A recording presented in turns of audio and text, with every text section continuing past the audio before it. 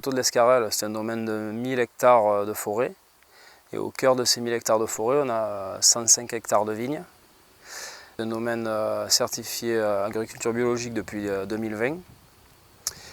Et c'est un domaine qui est présent depuis plusieurs décennies. Il y a eu plusieurs propriétaires et au fil du temps, c'est un domaine qui s'est agrandi et qui arrive aujourd'hui à 105 hectares et 109 l'année prochaine.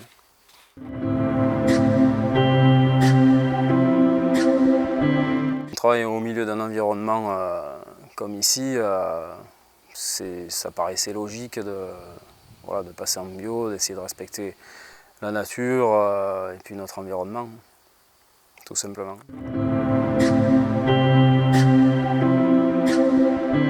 Donc forcément, avant la certification, je pense comme tout domaine qui est passé en bio, c'était surtout au niveau des maladies et des traitements phyto, surtout sur 100 hectares d'un coup. Donc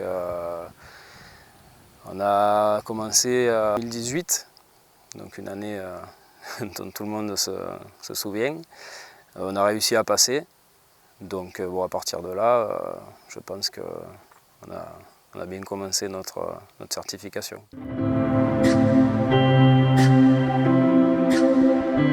Les pratiques vertueuses, elles sont assez nombreuses ici. Déjà, on a nos vignes qui sont enherbées, donc ce qui limite ce qui sert à filtrer les résidus de produits phyto ou d'engrais, plus ou moins.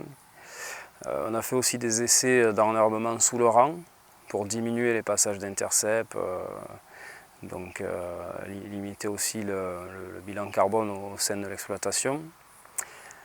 On fait une tonte tardive de tous nos abords, de toutes nos tournières, fossés talus pour favoriser la biodiversité aussi au sein du domaine.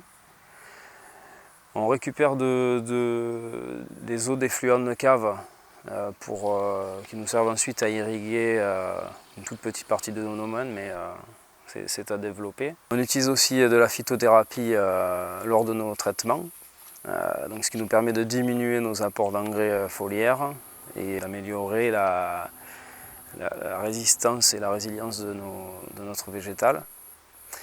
Et cette année, on s'est équipé d'un épandeur géolocalisé pour faire nos apports d'engrais. Donc, ce qui nous permet de mettre la bonne dose au bon endroit et de limiter la pollution des sols en engrais azotés.